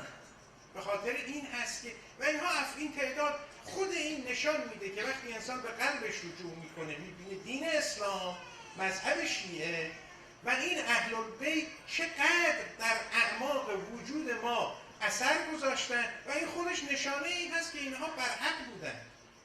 اگر نبودن چرا این همه انسان ها، این همه قهرمان ها، این همه پهلوان ها، این همه دانشمندان اثرات زیادی هم گذاشتن، مثلا ادیسون، غیره، زالک، ولی ما اونها رو به عنوان یک افرادی که آمدن یک کاری کردن خب تشکرم میکنیم، خوشحالم هستیم که آمدن همچین افرادی روی زمین دنیا رو محل بهتری ساختن، ولی اون اثری که سخنان حضرت علی علیه السلام وقتی نهج البلاغه رو میخوانیم در روح ما اثر میذاره، هیچ کدام از اینها نمیذارن. اون داستان معروف رو شنیدید که خب من این رو هم تو پرانتز ترجمه کنم خیلی خلاصه. People are also in three categories. One are those people who come into this world, they work hard, they're good people, their family and their relatives, they love them, but after they're gone, their memory is going to vanish. The second category are those people who come, people, their family, relative, friends, they love them. After they are gone, they keep loving them, and the people who come after them, when they hear about what they have done, they continue to love them. But there are three, the third category are those people who influence people's heart to the deepest possible. And when you look at those people, they see they're very rare. And then when you search for them, you find that they're like maybe 20 of them, like 12 imams, 14 infallibles, and few of them. And this just by itself shows that the religion that we follow, the people who we follow are true people. They are with the truth and they are sent by Allah. Because Imam Ali alayhi salam, if he was not sent, if he was not divine, if he was not appointed by Allah, if he did not have the color of Allah, we would have not followed him. He could not influence us this deep. ابو علی سینا که دانشمندی است که همه میشناسید، بسیار مرد بزرگ، شاگردی داشته به نام بهمنیار. با همینها مسافرت میکردن. در این بهمنیار خیلی ابو علی سینا رو دوست داشته. همیشه میگفته تو اگر یک دینی بیاری مردم خیلی دنبال شما خواهند بود، همه شما رو دوست دارن، تو اگه اعلام کنی که من یک دین جدید آوردم همه دنبالت میان. ابو علی سینا هیچ وقت جوابش رو نمیداده، تا اینکه در یکی از مسافرت هایی که با هم میکردن گذرشون به شهر همدان میفته، در یک زمستان سرد شهر همدان که دوستانی که مسافرت کردن میدانن اون سرمای همدان تا چقدر در عمق استخوان‌های انسان نفوذ میکنه. اینها مشغول دعا و نزدیکی‌های صبح. ابو علی سینا به این بهمنیار میگه من الان خیلی تشنه شدم، این همه به شما درس دادم، تعلیم دادم، میشه بری برای من یه لیوان آب بیاری؟ چجوری بره بیرون یخ بشکنه آب بیاره؟ روشن بشه، نیاز دارم که شما یه لیوان آب بیارید. میگه خب شما خود مشغول این گفتگو بودن یک مرتبه مؤذن اذان میده، صدای اذان بلند میشه. میگه بهمن یادته به من میگفتی یه دین جدید بیا؟ تو که انقدر من دوست گفته توانم دین جدید بیارم. این است که میرسانه که این دینی که ما داریم چه به اصطلاح پروفی از این بهتر. شما میتوانید انسان فقط به قلب خودش مراجعه کنه. کجا میشه پیدا کرد یک دینی که اینقدر در عمق وجود انسان‌ها اثر بکنه، یک افرادی که اگر به قول حاجی قزوینی فرمودن اگر شما کسی دیگه ای رو پیدا کردید که بتوانه مثل حضرت علی علیه السلام در اعماق وجود انسان اثر کنه، ما دنبال میکنیم، معرفی کنیم، هیچ اشکالی هم نداره. نیستن. اینها یگانه بودن، اینها توحیدی بودن و اینقدر در قلب ما، در وجود ما اثر کردن. خب حالا رمزش چیه؟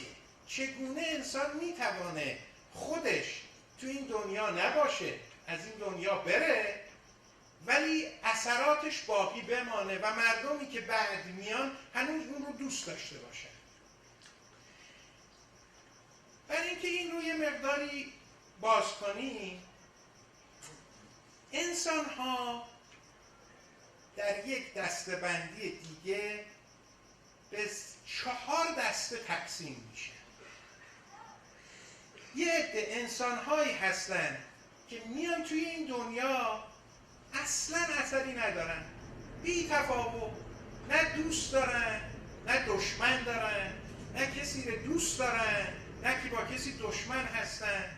انگار یک مثلا یک جماد، یک نبات، یک حیوان که آمده تو این دنیا، از این دنیا میره. اگرم چیزی رو دوست داره، مثل اون گوسفندی است که چوپانش رو دوست داره. چرا دوست داره؟ چون بهش علف میده. چوپانه هم این گوسفنده رو دوست داره. چرا دوست داره؟ چون میدانه این وقتی پروار شد سرش رو میبره، از گوشتش استفاده میکنه. اگرم دوستی وجود داره بین این افراد، اون دوستی است که مثل یه دوستی برای معامله است، دوستی واقعی نیست. این یه سری از افراد توی این دنیا. So, people in general, we can categorize them into 4 categories. First are those people who have no effect. Their existence has no effect in this world. They don't love anybody, they don't hate anybody, nobody loves them, nobody hates them. They come and go like any other, other than any human species. The second category are those people who come to this world, they love everybody. They love everybody. They are oppressed, they love the people who, the oppressors, they love people who are hate Allah, they love people who love Allah. They say, we are sociable, we love women. So, and they say, what's wrong with that? Allah created, or we are created for love. We need to love everybody. The essence of life is love. But of course, the essence of life is love. But the people are not all the same. In the world, there are evil people, there are good people. You cannot just say, I love evil people and I love good people. The reason that we have in our religion as a furu din, we say, taballa wa tabarra, means you have to have some principle to stand on. So, گروه دوم اونهایی هستن که همه رو دوست دارن. بعضی هم میگن خب چه اشکال داره؟ عشق و محبت دنیا برش، ولی اینطور نیست. به خاطر اینکه افرادی که انسان دوست دارن همه یه جور نیستن. انسان نمیتونه که انسان ظالم رو هم دوست داشته باشه و بگه نه من همه وجودم پر از عشق و محبته و همه رو دوست دارم. ظالم دوست دارم، کاری هم ندارم که این کیه، آدمکش، قاتل، محب اهل البیت، مغرض، کاری ندارم با اینها. خب اینها هم که تکلیفشون مشخصه. اینها یه حالت منافقانه دارن. انسان نمیشه که بر یک از اصولی استوار باشه، بر یک اصولی پایدار باشه و بعد بگه من همه رو دوست دارم. این گروه دوم. گروه سوم اونهایی هستن که با همه دشمنن، هیچ کس رو دوست ندارن. هر جا میرید اصلا انگار تمام دنیا بر اینها تنگ شده. مثلا میرن میگن بشین سر جات صحبت نکن، تو نباید این کارو بکنی، تو اون کارو نکن، چرا مثلا اینجوری گفتی. با همه دشمنن. خب این هم که تکلیفشون مشخصه، اینها یک مشکلی درونی خودشون دارن. گروه چهارم اونهایی هستن که یه عده رو دوست دارن با یه عده دشمنن.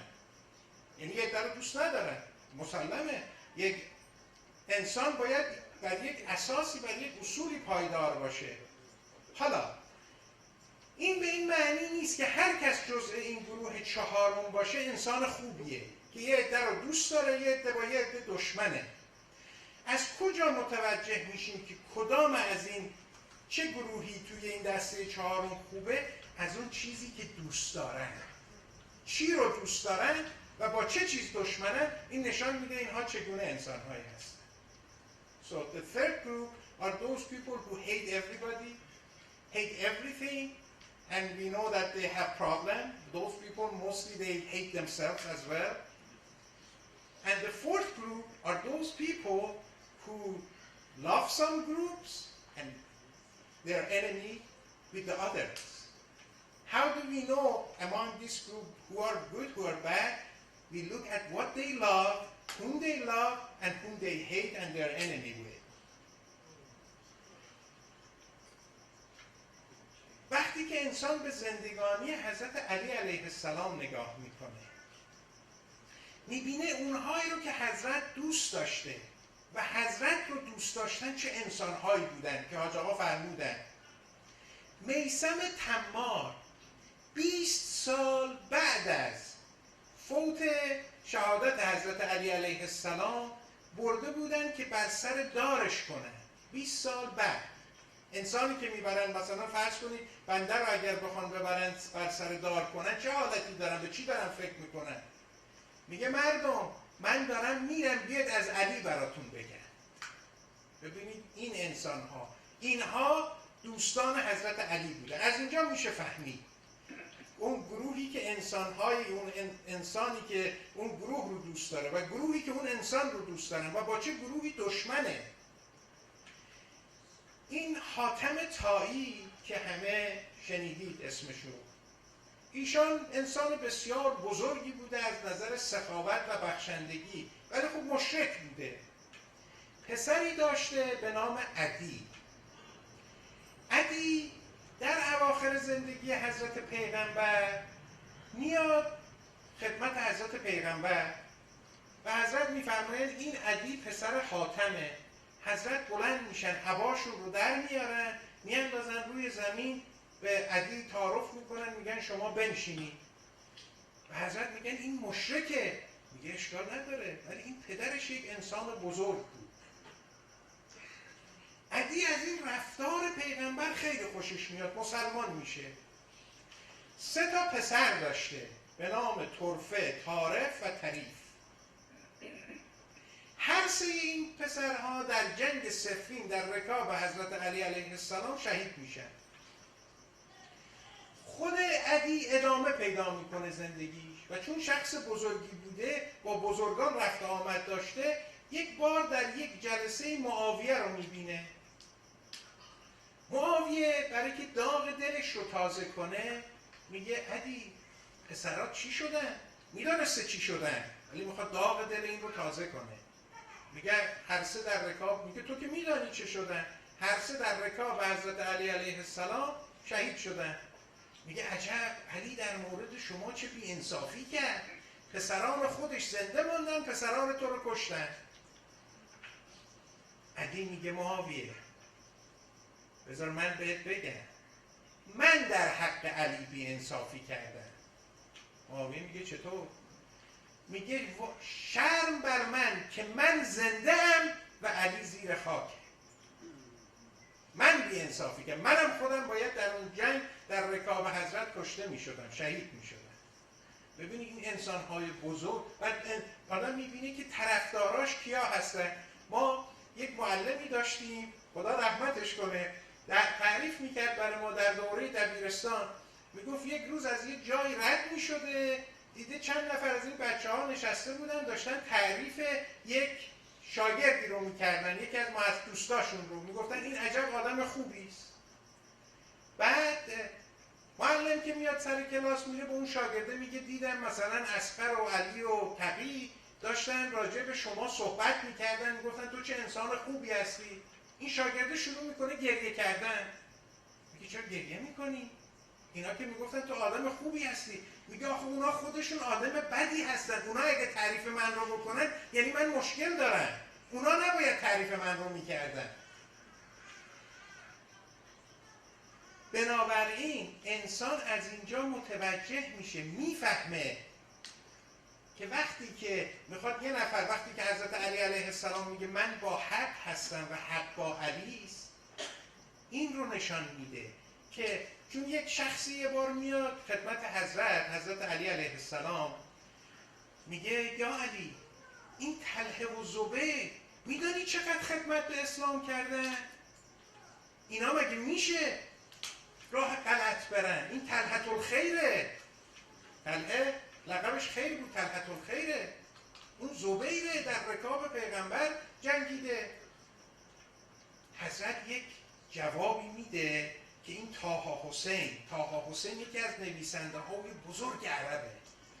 میگه بعد از کلام آسمانی این جمله بزرگترین جمله است که بشر گفته.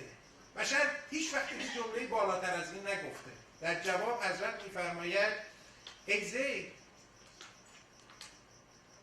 حق به کسانی که حق رو باید اول شما بشناسی، بعد ببینی چه کسانی اون حق رو پیروی میکنه، نه اینکه بری یه افرادی رو بشناسی بگه هر چی که اونها انجام میدن این حقه. Someone came to Imam Ali alayhi salam and said, "You are fighting Talha and Zubair, and these are the companions of Prophet Muhammad, peace be upon him. How we are ordered to fight them?"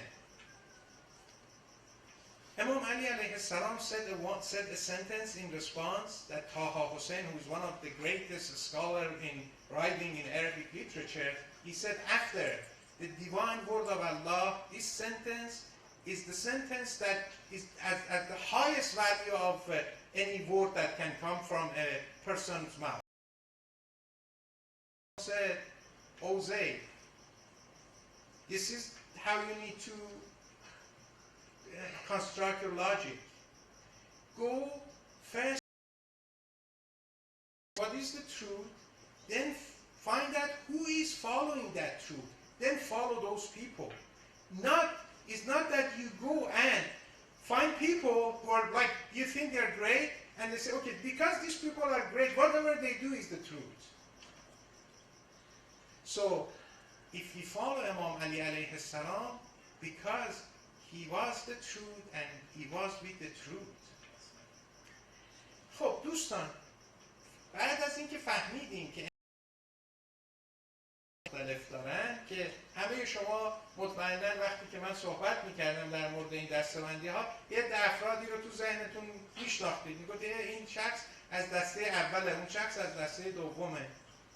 حالا راز این که انسان بتوانه اثری از خودش باقی بذاره و در بعد از خودش، وقتی که خودش دیگه در این دنیا زندگی نمیکنه، هنوز مردم رو دوست داشته باشن، در یک کلمه است.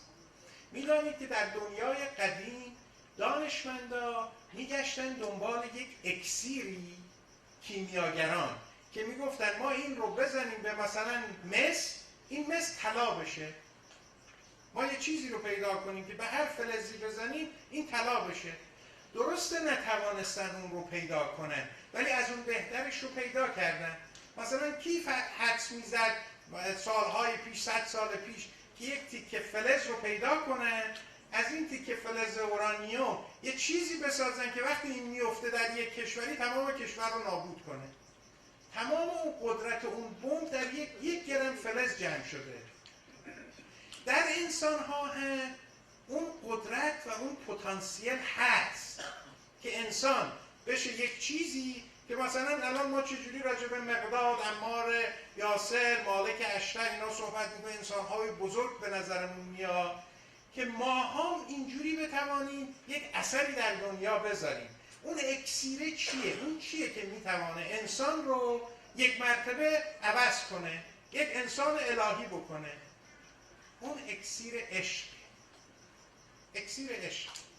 وقتی که عشق تو وجود انسان ها بیاد، یک مرتبه انسان متحول میشه. چرا این بزرگواران وقتی که عاشق حضرت علی بودن در پای چوبه دار میگفتن ما میخوایم از علی صحبت کنیم؟ به خاطر اون عشقی که اینها رو عوض کرده بود. Love can change people. Love not only benefit the people whom you love, but first and foremost it would benefit the person who has that love inside him. شما همه دوستان مرغ رو دیدید. مرغ وقتی که در حال عادی داره در مشغول سرگرمی هست، اگر شما یک قدم تند پشتش بردارید خیلی سریع از شما دور میشه، یا اگر یک صدای بلند بشنوه فوری پر میزنه که ببینه خودش رو از اونجا نجات بده. چرا؟ چون مرغ یه حیوان ترسویی است، میترسه.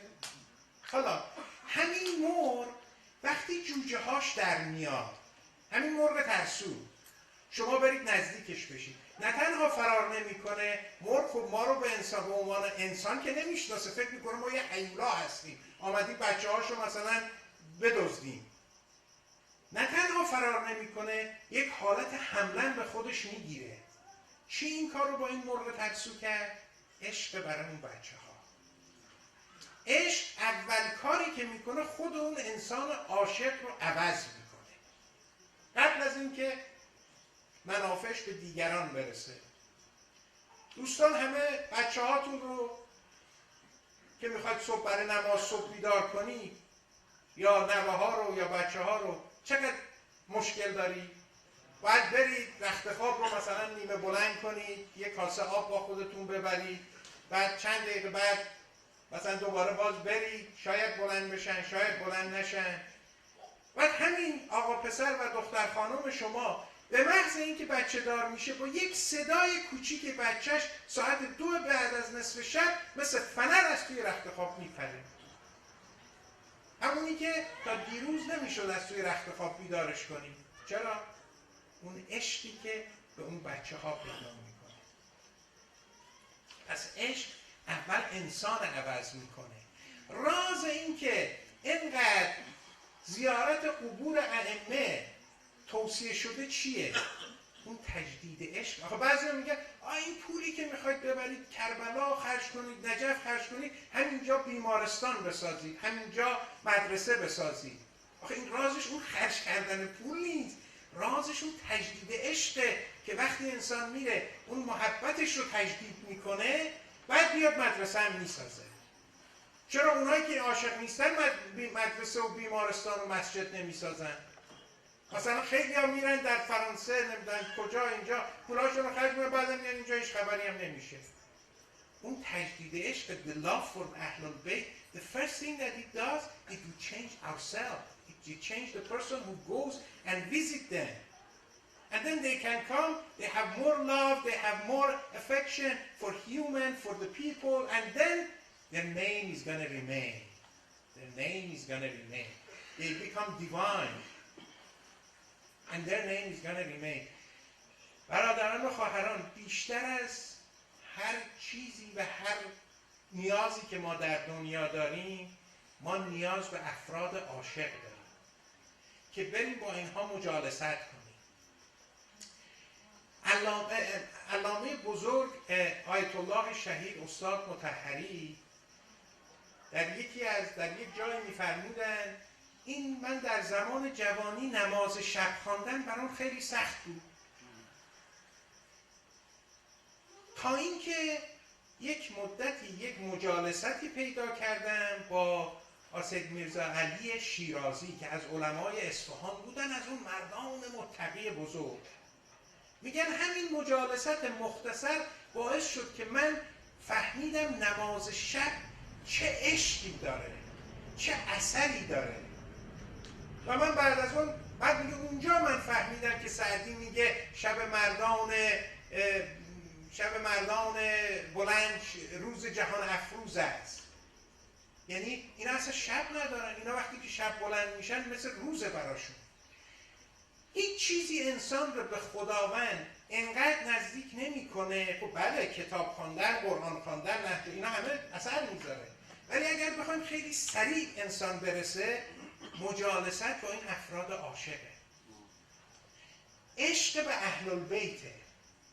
ما الحمدلله در این جامعه‌ای که در همین مسجد من الان افرادی رو میبینم، خود من از همه بیشتر به این نیاز دارم که اگر انسان با اینها مجالست بکنه یک دفعه متغیر میکنه انسان رو. عرض کردم خدمت دوستان در این مجله‌ای به نام International Defense، یک مجله معتبری است، یک مطالعه‌ای کرده بودن، دیده بودن اگر در بین هر 1,000,000 نفر 1 نفر انسان خوب باشه و اینها با اون معاشرت کنن، اون 1,000,000 نفر همه رو، اون 1,000,000 نفر رو خوب میکنه.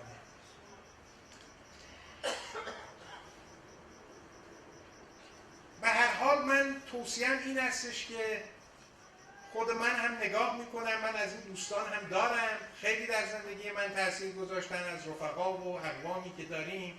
ما نیاز به این افراد از همه بیشتر داریم. بعد خب سرمشق همه اینها اهل البیت. حاج آقا فرمودن companion of companion. ما باید بگردیم دنبال اون کسانی که اینها عاشق اهل البیتن، بعد اونها در ما اثر میذارن. یکی از این افرادی که در زندگی ما وارد شد، حیات طبیعی بچه‌های ما که مدیون ایشان، حیات معنویش هم، معنوی بچه‌های بنده هم مدیون ایشان هست و ایشان خیلی بدون ادعا، چون این افراد بزرگ هیچ وقت ادعا نمی‌کنن. یکی از اونهایی که دکان باز میکنن ادعا میکنن، اونها ادعاشون حقیقی نیست. خیلی بی ادعا در جامعه، در زندگی ما خیلی اثر بزرگی گذاشته و ما ممنونشان هستیم. پدر بزرگوار من حاج آقای طلایی هستن. چون ما در رسمی که داریم روز تولد حضرت علی علیه السلام رو به عنوان روز پدر، احسن، به عنوان روز پدر گرامی می‌داریم، من یک شعری رو خدمت این پدر بزرگوارم حاج آقای طلایی تقدیم میکنم. خیلی هم زیباست. تو هر چی فکر کردن چگونه میشه از این مرد بزرگ تقدیر کرد، دیدم ما که بضاعتی نداریم که بتوانیم تقدیر کنیم. گشتم دیگه زیباترین شعری رو که میشه در مقام پدر پیدا کردم که خدمت ایشان تقدیم کنم. اللهم صل علی محمد و آل محمد. اللهم صل علی محمد و آل محمد. ای پدر، ای با دل من هم نشین، ای صمیمی، ای برانگشتر نگین. ای پدر، ای همدم تنهاییم، آشنایی با غم و شیداییم. ای طنین نام تو بر گوش من، ای پناه گریه خاموش من. همچو باران مهربان بر من ببار، ای که هستی مثل ابر نوبهار. در صداقت برتر از آیینه ای، در رفاقت باده بیکینه ای. ای سپیدار بلند و بی پایدار، میبرم نام تو را با افتخار. میبرم نام تو را با افتخار، هرچه دارم از تو دارم ای پدر، ای که هستی نور چشم و تاج سر. رحمت بارانی روشن تبار، مهربانی از تو مانده یادگار. ای پدر، بوی شقایق میدهی، ای پدر بوی شقایق میدهی، عاشقی را یاد عاشق میدهی. با تو سبزم گلبهارم ای پدر، هر چه دارم از تو دارم ای پدر. اللهم انی اسألک و اتوجه الیک بنبیک نبی الرحمه محمد صلی الله علیه و آله، یا ابوالقاسم، یا رسول الله، یا امام الرحمه، یا سیدنا و مولانا، انا توجهنا و استشفعنا و توسلنا بک الی الله و قدمناک بین یدی حاجاتنا، یا وجیها عند الله اشفع لنا عند الله، یا ابوالحسن. یا ابوالحسن یا امیر المؤمنین یا علی ابن ابی طالب یا حجت الله علی خلقه یا سیدنا و مولانا انا توجهنا و استشفعنا و توسلنا بک الی الله و قدمناک بین یدی حاجاتنا یا وجیها عند الله اشفع لنا عند الله و صلی الله علی محمد و آله الطاهرین.